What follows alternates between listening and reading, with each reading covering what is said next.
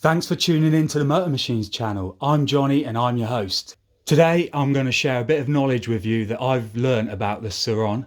That if you're a long-term owner, more than likely you're going to have to perform this task sooner or later. So my point is, preparing for this sooner rather than later is going to save you getting ripped off by having a Sur-Ron brand name item. You will save a minimum of 2/3 of the price purchasing this item from eBay, or even more if you purchase from a Chinese seller.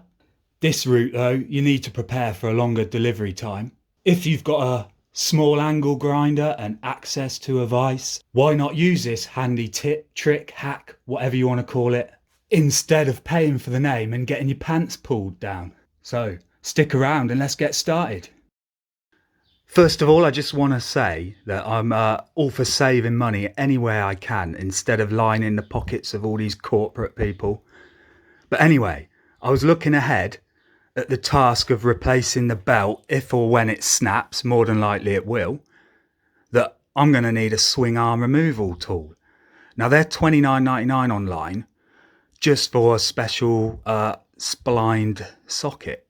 But I had a quick look and I realised that it's pretty similar to a pit bike clutch removal tool that I've got in the shed, and this is it.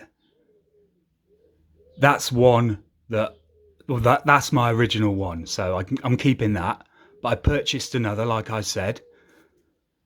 Well, yeah, I'll just show you what I've done, and it's tried and tested, so I know it works.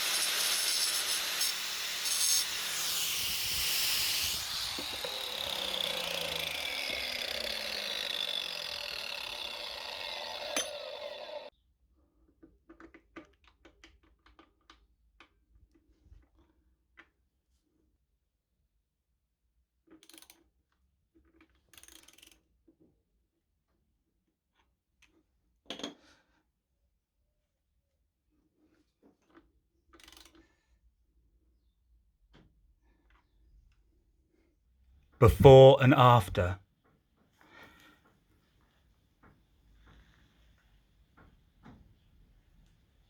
The price of this clutch removal tool, I paid £5.41, and it took about 4 weeks to deliver.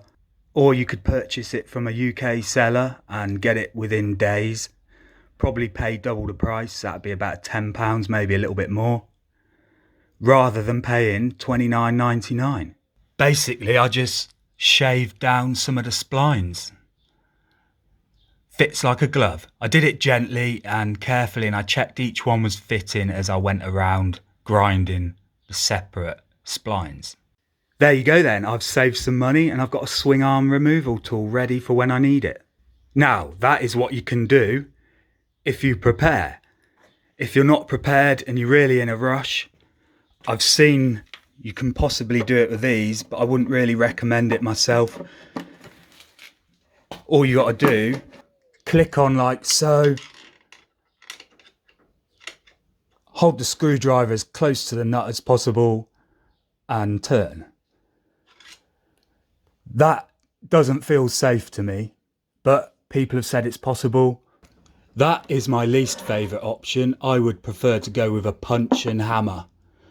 Nice traditional gammon steak way. But then again, I wouldn't really recommend doing that myself on my bike, just in case you slip or you could potentially damage something. Once you've got that nut off, if you decided you're never going to buy this swing arm removal tool, then you just replace that nut with a normal 10mm nut, and then you wouldn't need the tool.